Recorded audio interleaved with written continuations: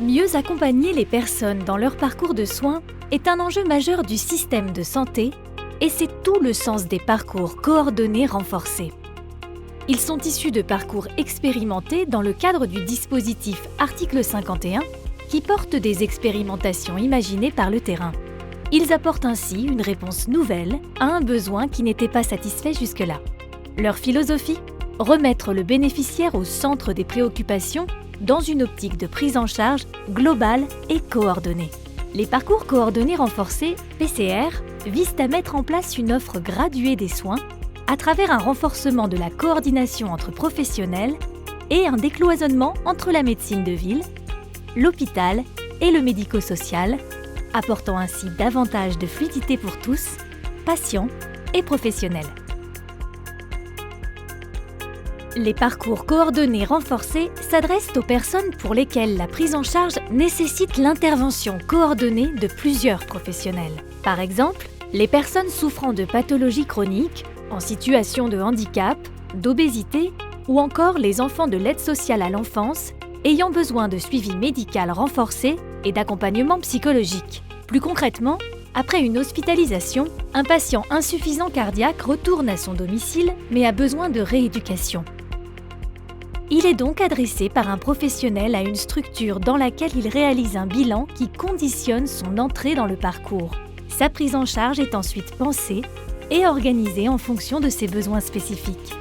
Grâce au PCR, son accompagnement thérapeutique, géré par plusieurs professionnels, s'organise simplement autour de lui, dans son environnement et dans la durée, garantissant ainsi l'amélioration de son état dans le temps. Le patient n'a plus besoin de trouver par lui-même les professionnels, ni à gérer la coordination de son parcours, réalisé par une structure dite de coordination. Son risque de rupture de parcours est largement diminué. Le patient peut également bénéficier de la prise en charge d'interventions actuellement hors panier de soins comme l'activité physique adaptée, la diététique, la psychomotricité. Chaque parcours sera autorisé par un arrêté qui précisera les professionnels nécessaires à sa bonne réalisation, ainsi que les interventions prévues. L'intérêt du PCR pour le professionnel est de permettre un accompagnement de son patient dans la durée, afin de pouvoir mobiliser de façon cadrée l'ensemble des compétences nécessaires dans le respect des bonnes pratiques.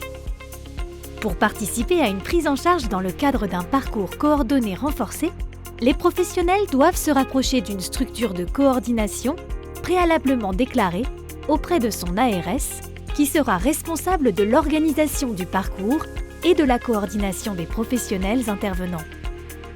Divers types de structures sont éligibles, à la fois en ville, à l'hôpital ou encore dans le secteur médico-social. Les parcours coordonnés renforcés s'accompagnent d'un nouveau mode de rémunération. L'équipe coordonnée se partage un forfait dont le montant est fixé réglementairement et qui tient compte de la fréquence du suivi du bénéficiaire, de la complexité de sa prise en charge et des moyens humains et cliniques mobilisés. La structure responsable de la coordination gère la ventilation de ce forfait entre les professionnels du parcours et la transmet à l'assurance maladie. Chaque professionnel est ensuite payé par l'assurance maladie et par l'assurance complémentaire du bénéficiaire à l'issue de chaque séquence de prise en charge. La coordination et l'accompagnement aux patients sont considérés comme des interventions à part entière et donc valorisés dans le forfait. Ce nouvel outil s'adapte aux besoins de la population en conformité aux bonnes pratiques.